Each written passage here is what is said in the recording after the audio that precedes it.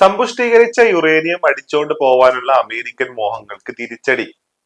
അതായത് ഈ പറയുന്ന ഇറാനെ അമേരിക്ക ആക്രമിക്കുന്നതിന്റെ പ്രധാനപ്പെട്ട റീസൺ ആയിട്ട് വന്നിരുന്ന ഒരു കാര്യം എന്ന് പറയുന്നത് അവര് ന്യൂക്ലിയർ ബോംബ് ഉണ്ടാക്കാൻ പോവാണ്. അവരുടെ സമ്പുഷ്ടീകരിച്ച യുറേനിയം അവിടുന്ന് എടുത്തുകൊണ്ട് പോകണം, അത് നശിപ്പിക്കണം, അല്ലെങ്കിൽ അത് അവിടുന്ന് മാറ്റി സ്ഥാപിക്കണം എന്നുള്ളതായിരുന്നു.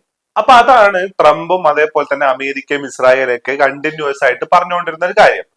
അപ്പൊ ഇറാൻ പറഞ്ഞു അത് ഞങ്ങൾക്ക് കുറച്ചും കൂടെ വിശ്വസനീയമായിട്ടുള്ള ആളുകളുടെ കരങ്ങളിലേക്ക് ഞങ്ങൾ അത് ഏൽപ്പിക്കാം, ഖത്തറിന് കൊടുക്കാം, അല്ലാന്നുണ്ടെങ്കിൽ ഞങ്ങളത് റഷ്യക്ക് കൊടുക്കാം എന്നുള്ളതൊക്കെ ഇറാൻ പറഞ്ഞിട്ടുണ്ടായിരുന്നു. അപ്പോഴാണ് ട്രംപിന്റെ ഒരു പരസ്യ പ്രസ്താവന വന്നത്.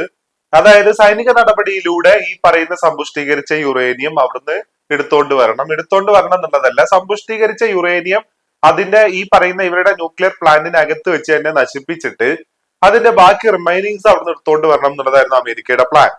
അപ്പൊ ഇങ്ങനെ ഒരു പ്ലാൻ അമേരിക്കയും ട്രംപും മുന്നോട്ട് വെക്കുകയും അതേപോലെ തന്നെ സൈനികർക്ക് അതിന്റെ അനുമതി കൊടുക്കുകയൊക്കെ ചെയ്തപ്പോ പിന്നീടാണ് ആ ഒരു പ്ലാൻ എന്ന് പറയുന്നത് കുറച്ച് അപകടകരമാണ്, കുറച്ചും കൂടെ റിസ്കി ആയിട്ടുള്ള പ്ലാൻ ആണെന്നുള്ള അവർക്ക് മനസ്സിലാവുകയും കൂടെ ചെയ്തത്. അപ്പോ ഇങ്ങനെ മനസ്സിലാവുകയും ചെയ്തപ്പോ അമേരിക്ക ഇപ്പൊ അതിൽ നിന്ന് കുറച്ച് പുറകോട്ട് പോയിട്ടുണ്ടെങ്കിൽ കൂടെ ഈ ഒരു ത്രെട്ട് ഇറാൻ ബേസിക്കലി മുൻകൂട്ടി മനസ്സിലാക്കിയിട്ടുണ്ട് എന്നുള്ളതാണ്. ഇപ്പൊ ഇസ്ഫഹാൻ മലനിരകളിലുള്ള ന്യൂക്ലിയർ പ്ലാന്റിനകത്തും അതേപോലെ തന്നെ അവിടുത്തെ ഗുഹകൾക്കകത്തുമാണ് ഈ പറയുന്ന എൻറിച്ച്ഡ് യുറേനിയം ഇവർ സൂക്ഷിച്ചു വെച്ചിട്ടുള്ളത് എന്നുള്ളതാണ് പറയുന്നത്. അപ്പോ ഇവരിപ്പൊ ചെയ്തേക്കുന്ന പണി എന്താന്ന് ചോദിച്ചു കഴിഞ്ഞാല് ഈ ഗുഹയുടെ ഗുഹാമുഖങ്ങളിലും അതേപോലെ തന്നെ ഈ എൻറിച്ച്ഡ് യുറേനിയം സൂക്ഷിച്ചിട്ടുള്ള ഇവരുടെ സെൻട്രിഫ്യൂജ് സിസ്റ്റം പോലെയുള്ള സ്ഥലങ്ങളിലൊക്കെ ഇവര് ലാൻഡ് മൈനുകളും സ്ഫോടക വസ്തുക്കളും വെച്ച് നിറച്ചു വെച്ചിരിക്കുക എന്നാണ് ഇപ്പൊ പറയുന്നത്. അപ്പൊ ഇങ്ങനെ ചെയ്ത് കഴിഞ്ഞാലുള്ള ഒരു പ്രശ്നം എന്താ വെച്ച് കഴിഞ്ഞാല് ഇനിയിപ്പോ ഇറാന് തന്നെ അത് അവിടെ നിന്ന് എടുക്കണം എന്നുണ്ടെങ്കിൽ അതീവ ദുഷ്കരകരമായിട്ടും ആയിരിക്കും കാര്യം എന്നുള്ളതാണ്.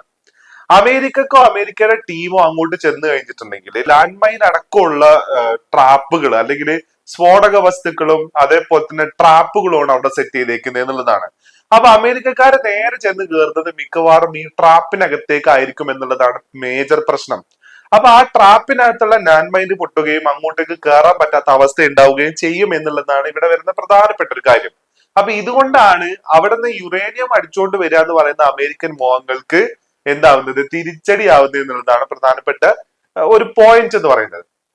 മാത്രമല്ല ഈ ബാലിസ്റ്റിക് മിസൈലുകൾ സൂക്ഷിച്ചിട്ടുള്ളതും ഇതേപോലത്തെ ഗുഹാമുഖങ്ങൾക്കകത്താണ്. അത് ഇറാൻ മുൻകൂട്ടി മനസ്സിലാക്കുകയും അല്ലെങ്കിൽ ഇറാന്റെ ഒരു ഫോർസിങ് കപ്പാസിറ്റി വെച്ചിട്ടാണ് ഇവർ ഈ പറയുന്ന മിസൈലുകൾക്ക് രൂപകൽപ്പന നൽകുന്നത്.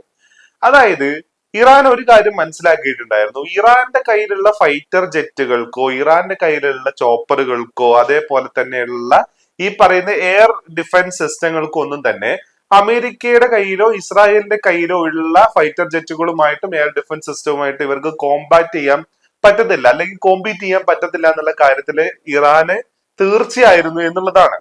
അപ്പോ അത് മനസ്സിലാക്കുന്ന ഇറാൻ സ്ലോലി എന്തിലേക്ക് മാറുന്നു?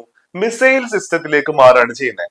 അതായത് ഈ പറയുന്ന സ്റ്റെൽത്ത് കപ്പാസിറ്റി ഇല്ലെങ്കിൽ കൂടെ മാക് 5 അതായത് ശബ്ദത്തെക്കാൾ വേഗതയിൽ സഞ്ചരിക്കാൻ പറ്റുന്ന മിസൈലുകൾ ബിൽഡ് ചെയ്യുക, ആ മിസൈലുകൾ ഉപയോഗിച്ചിട്ട് ഒരു അസിമെട്രിക് വാർഫെയറിനെ ക്രിയേറ്റ് ചെയ്യുക എന്നുള്ള തന്ത്രത്തിലേക്ക് ഇറാൻ മാറുകയും ഏകദേശം ഭൂതലത്തിൽ നിന്ന് 40,000 അടി എന്നൊക്കെയാണ് പറയുന്നത്.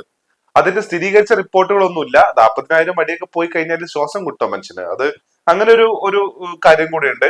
അപ്പൊ ഏകദേശം 400 അടി പോലെയൊക്കെയുള്ള അല്ലെങ്കിൽ ഏകദേശം 1000 അടിയൊക്കെ താഴോട്ട് കുഴിച്ചു പോയിട്ട് അത്രയും ഭൂഗർഭത്തിന്റെ അകത്താണ് ഈ പറയുന്ന മിസൈലുകൾ സൂക്ഷിച്ചു വെച്ചിട്ടുള്ളത് എന്നുള്ളതാണ് പറയുന്നത്. അപ്പോ ഏകദേശം അത് സ്ഥിരീകരിക്കാൻ പറ്റുന്ന രീതിയിലുള്ള കാര്യങ്ങൾ തന്നെയാണ് പിന്നീട് സംഭവിച്ചതും.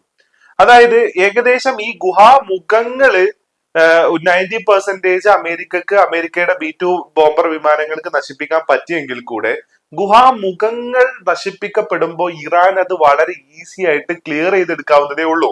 കാരണം ഗുഹാമുഖങ്ങൾ ഈ പറയുന്ന രീതിയിൽ ആക്രമിക്കപ്പെടും എന്നുള്ള കാര്യത്തിൽ ഇറാനും തന്നെ തീർച്ചയായിരുന്നു എന്നുള്ളതാണ്. അപ്പൊ ഈ ഗുഹാമുഖങ്ങൾ ആക്രമിക്കപ്പെട്ട ഗുഹാമുഖങ്ങൾ ഇറാൻ അത് ക്ലിയർ ചെയ്തെടുക്കുകയും അതിനകത്തൂടെ ബാക്കി മിസൈലുകൾ പുറത്തെടുക്കുകയും ചെയ്തതിന്റെ കാഴ്ചയാണ് യഥാർത്ഥത്തില് ഇറാൻ ഇസ്രായേലിനെ അങ്ങോട്ട് കയറി ആക്രമിക്കുന്നതിലൂടെ നമ്മൾ കണ്ടത്. അപ്പോ ഈ പണി തന്നെയാണ് യഥാർത്ഥത്തില് എൻറിച്ച്ഡ് യുറേനിയത്തിന്റെ കാര്യത്തിലും ഇവർ ചെയ്യുന്നത്. ഗുഹാമുഖങ്ങളും അതേപോലെ തന്നെ ന്യൂക്ലിയർ പ്ലാന്റിന്റെ മുഖങ്ങളിലും ഈ അമേരിക്ക പോയി ആക്രമണം നടത്തി എന്ന് വിചാരിച്ചിട്ട് ഇറാനെ സമ്പൂർണമായിട്ടും ഈ പറയുന്ന ന്യൂക്ലിയർ പവർ അല്ലാതാക്കി മാറ്റിയിട്ടില്ല എന്നുള്ളതാണ് പ്രധാനപ്പെട്ട പോയിന്റ്. അപ്പോ ആ പോയിന്റ് അമേരിക്ക റിയലൈസ് ചെയ്യുന്നുണ്ട്. ഈ പറയുന്ന ആക്രമണങ്ങൾ കൊണ്ടോ, ഈ പറയുന്ന ബോംബിംഗ് കൊണ്ടോ, ബങ്കർ ബസ്റ്റർ ബോംബുകൾ കൊണ്ടോ, ഈ പറയുന്ന രീതിയിലുള്ള എൻറിച്ചഡ് യുറേനിയം സൂക്ഷിക്കപ്പെട്ടിട്ടുള്ള ഗുഹകൾക്കോ ഗുഹാമുഖങ്ങൾക്കോ കേടുപാടുകൾ വരുത്തുക എന്നുള്ളത് മാത്രമേ ചെയ്യാൻ പറ്റുള്ളൂ. പൂർണ്ണമായും നശിപ്പിക്കാൻ പറ്റില്ല എന്നുള്ള കാര്യത്തിൽ അമേരിക്കക്കും തീർച്ചയുണ്ട്. അപ്പോ ആ തീർച്ച അമേരിക്കയും മനസ്സിലാക്കുന്നുണ്ട്. ആ മനസ്സിലാക്കലിന്റെ ഭാഗമായിട്ടാണ് യഥാർത്ഥത്തിൽ ഈ പറയുന്ന എൻറിച്ചഡ് യുറേനിയം സൈനിക നടപടിയിലൂടെ സ്വായത്തമാക്കാനും അതേപോലെ സ്വായത്തമാക്കാനല്ല കരസ്ഥമാക്കാനുള്ള നടപടിയിലേക്ക് അമേരിക്ക മാറിയത്. പക്ഷെ അത് ദുഷ്കരമാണെന്നുള്ളത് അമേരിക്ക തന്നെ റിയലൈസ് ചെയ്യുകയും അതിന്റെ ഭാഗമായി അതിനെ മുൻകൂട്ടി കണ്ട് അവിടെ സ്ഫോടക വസ്തുക്കൾ നിറച്ചു വെച്ച് ഇപ്പൊ ഇറാന് പോലും അതിലേക്ക് ആക്സസിബിലിറ്റി ഇല്ലാത്ത രീതിയിൽ അല്ലെങ്കിൽ എന്താ പറയാ പെട്ടെന്ന് തന്നെ എടുക്കാൻ പറ്റാത്ത രീതിയിലേക്ക് അത് മാറുകയും കൂടെ ചെയ്തിട്ടുണ്ട് എന്നുള്ളതാണ് ഇപ്പോ പുറത്തു വരുന്ന റിപ്പോർട്ടുകൾ എന്നുള്ളതാണ്. അപ്പോ ഇതിന്റെ ഭാഗമായിട്ട് കുറെ സൂപ്പർസ്റ്റിഷ്യസ് ആയിട്ടുള്ള കുറെ വാർത്തകൾ കൂടെ വരുന്നുണ്ട്. ഓൾറെഡി ഇറാൻ ഈ പറയുന്ന അണുബോംബ് നിർമ്മിച്ച് കഴിഞ്ഞിട്ടുണ്ട്, അല്ലെങ്കിൽ അടുത്ത 2-3 മാസത്തിന്റെ ഉള്ളിൽ ഇറാൻ അണുബോംബ് നിർമ്മിക്കും. ഇങ്ങനെയൊക്കെയുള്ള വാർത്തകളും കൂടെ ഇതിന്റെ അടുത്തത് പുറത്തു വരുന്നുണ്ട്. പക്ഷെ ഇറാനിൽ തന്നെയുള്ള ഫത്വ പ്രകാരമാണെന്നുണ്ടെങ്കിൽ അണുബോംബ് ഇറാൻ നിർമ്മിക്കാൻ പാടില്ല. ഇറാൻ അത് നിർമ്മിക്കാനുള്ള ഒരു റിലീജിയസ് ഒരു കപ്പാസിറ്റി ഇല്ല എന്നുള്ളതും കൂടിയാണ് ഈ എൻറിച്ച്ഡ് യുറേനിയവുമായി ബന്ധപ്പെട്ടിട്ട് വരുന്നത്. അപ്പോ ഈ ഒരു കാര്യത്തില് സത്യത്തില് ട്രംപിന് നല്ല തിരിച്ചടി തന്നെയാണ് യഥാർത്ഥത്തിൽ കിട്ടിയിരിക്കുന്നത് എന്നുള്ളതാണ് പറയാനുള്ളത്.